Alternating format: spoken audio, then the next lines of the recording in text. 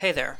Today, I'll be showing you some tips for completing the Monarch's Journey challenges for Stefan Nemanjic of Serbia. For the third time in a row, this Monarch's Journey cannot be completed in my usual way, where I use only DLCs that have been made available for free in the past.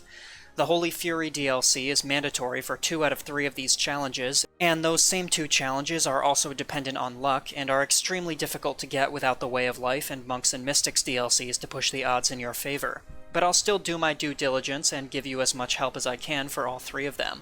Saint King is the first challenge, requiring you to create a saintly bloodline with one of your characters. Sainthood is a step up from Beatification, and both are locked behind the Holy Fury DLC, so getting either of them is completely impossible if you don't have that DLC. Next is the first of many. Own as many kingdom titles at the same time as possible. 2 for bronze, 4 for silver, and 6 for gold. For the kingdoms to count, you need to personally hold all 6 kingdoms, not just have them underneath you in your realm. Finally, God is good to me.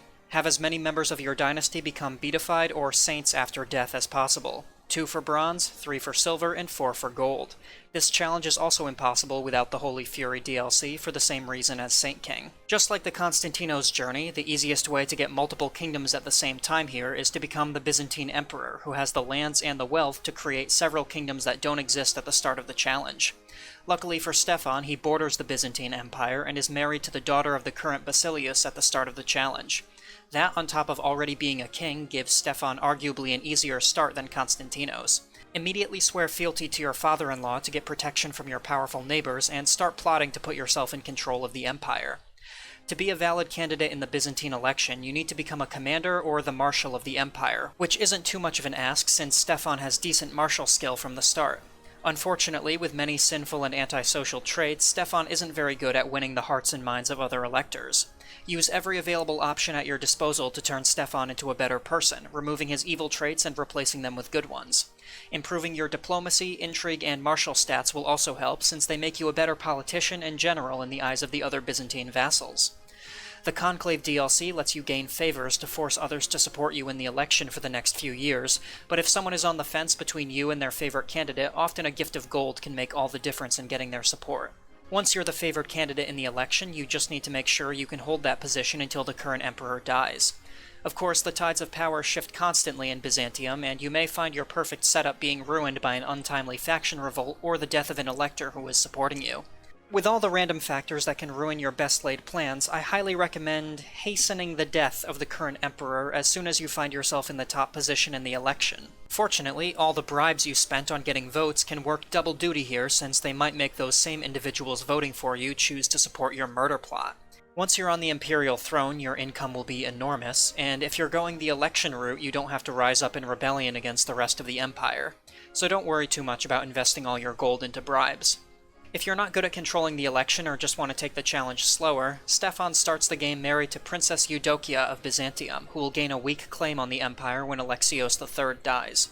You can start a faction for your wife's claim on the empire at this point and try to gain enough support and mercenary money to successfully win the war, or wait even longer for Eudokia to die and her weak claim to pass to the children you have with her, who might make more popular claimants. I also learned that if you change your culture to Greek to ingratiate yourself to your liege and the other Byzantine vassals, Stefan's name changes to Stefanos. I thought that was kind of interesting. Whether you gain the Byzantine Empire through election or strength, you should be in a position to create the kingdoms of Greece, Thrace, Trebizond, and Epirus. Add the kingdom of Serbia you start with to that, and you're at 5 kingdoms, 1 short of what you need. But since you're an emperor at this point, you can invite a claimant to a kingdom, give them a piece of land, and go to war for their claim so they become your vassal king. Then, immediately revoke the kingdom so that you can personally hold it. Create all the necessary kingdoms and you'll be at 6 for the gold challenge. As for the other 2 challenges, there isn't much strategy I can give. Beatification is granted after death to characters who fulfill certain piety and trait requirements and who don't have any traits that disqualify them. A beatified character has a base 1% chance of becoming a saint at some point in the next 3 to 6 years after their death, with their odds being increased or decreased by another large list of factors, mainly how many virtue traits they had and how much piety they'd accumulated on the day of their death. The exact mechanics are detailed on the CK2 wiki, which I'll link in the description. Acquiring the right traits, and more importantly avoiding the wrong ones, to be beatified is pretty much up to the whims of randomness. Events throughout your character's life can remove the personality traits that they need to become beatified, or give them a sin or some other trait that disqualifies them. If you have the Monks and Mystics or Way of Life DLCs, or preferably both, you can stick all of your characters in the Theology lifestyle and join one of the monastic societies to give them a much higher chance of receiving events that remove sinful and negative traits, add good ones, and gain a lot more piety than they would in any other scenario. Even with these DLCs though, you have to rely on some randomness, and there are a couple of other pieces of fine print that might cause you some trouble. See, you need 1 Saint character and 4 beatified/Saint characters. As the wiki page explains, if a character meets all the beatification requirements, they are 100% guaranteed to be beatified, if they don't already have a saintly bloodline from one of their ancestors being sainted. If they have a saintly bloodline, their chances of beatification are reduced to 25%, presumably to avoid claims of favoritism or something. What this means for the challenge is that if the first character you get beatified for God is Good to Me is also made into a saint, congratulations, you've unlocked Saint King, but now the remaining 3 beatified family members you need for God is Good will have quartered chances if they meet all the requirements. So paradoxically, while you should be striving for all the requirements to make your character qualify for beatification, you can actually make things difficult for yourself by making them too good and getting them instantly sainted. Crazy, right?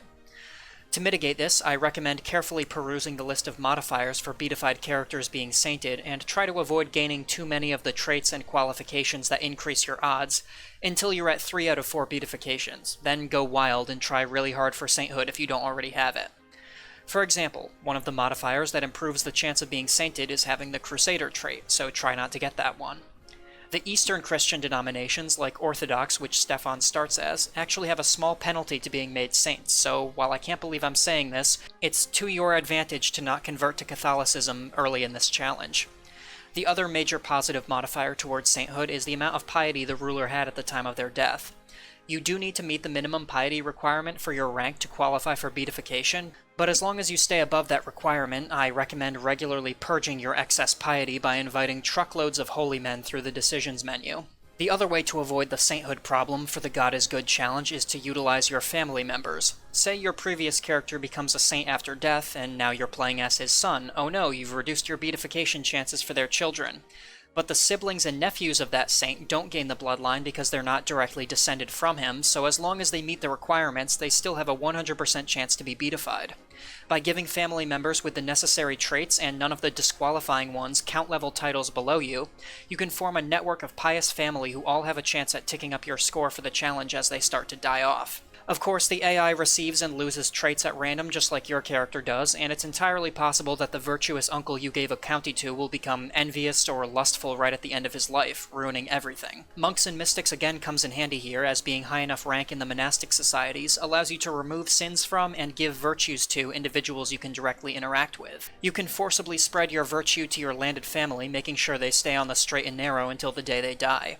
Once you have 4 beatified and/or sainted family members, God is Good to Me will be complete, and 1 saint will net you the Saint King challenge. It also seems that God is Good will only activate when you're playing a living character that has the saint bloodline, so if you inherit as the brother of a sainted character you played, you need to do some incest to get that blood into your direct line of inheritance. I don't know if the saintly bloodline needs to be of a character that you played, or even of your family, or if getting an AI Dynasty's saint blood onto one of your characters would count. But that's a mystery that I don't have the patience nor the interest to solve. To be honest, this Monarch's journey ended the series of missions on a whimper rather than a bang.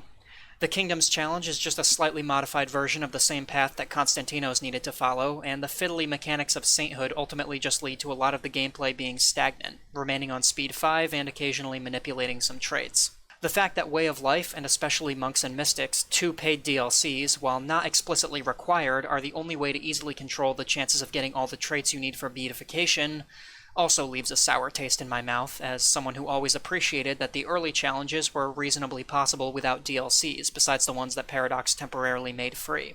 But it is what it is, and with Stefan's journey at an end, so is my Monarch's Journey playlist. When I made that first Louis video, I never imagined that it would not only take off as much as it did, but be the springboard that my previously totally obscure channel would use to grow to over 400 subscribers by the time I'm writing this script.